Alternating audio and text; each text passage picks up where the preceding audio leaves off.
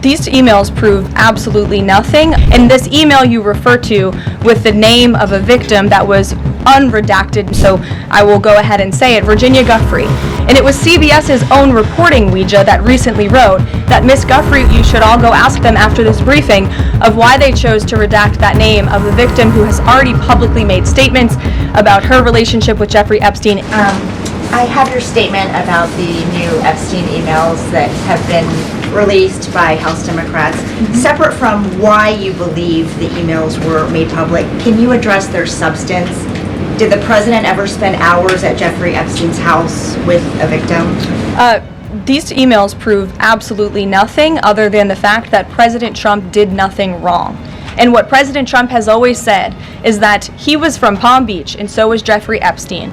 Jeffrey Epstein was a member at Mar-a-Lago until President Trump kicked him out because Jeffrey Epstein was a pedophile and he was a creep. And this email you refer to with the name of a victim that was unredacted now and has since been reported on in this room, so I will go ahead and say it, Virginia Guffrey. And it was CBS's own reporting, Ouija, that recently wrote that Miss Guffrey maintained, and God rest her soul, that she maintained that there was nothing inappropriate she ever witnessed, that President Trump was always extremely professional and friendly to her.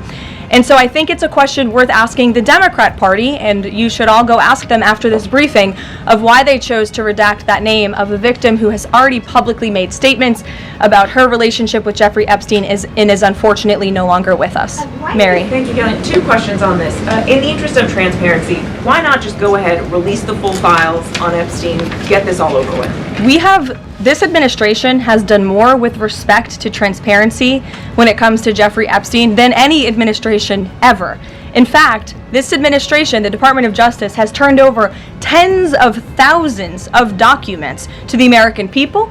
We are cooperating and showing support for the House Oversight Committee. That's part of the reason you are seeing these documents that were released today, because of the House Oversight Committee's and Republicans' efforts to get these out to the public. This administration also moved, the Department of Justice also moved to unseal grand jury testimony, which we know, unfortunately, a judge declined those requests.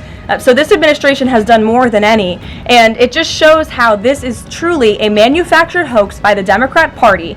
For now they're talking about it all of a sudden because President Trump is in the Oval Office. But when Joe Biden was sitting in there, the Democrats never brought this up. This wasn't an issue that they cared about because they actually don't care about the victims in these cases. They care about trying to score political points against President Trump, as we have, of course, seen with this government shutdown. And this entire thing, again, it's not a coincidence to the American people at home. There are no coincidences in Washington, D.C. And it is not a coincidence that the Democrats leaked these emails to the fake news this morning ahead of Republicans reopening the government. This is another distraction campaign by the Democrat and the liberal media, and it's why I'm being asked questions about Epstein instead of the government reopening because of Republicans and President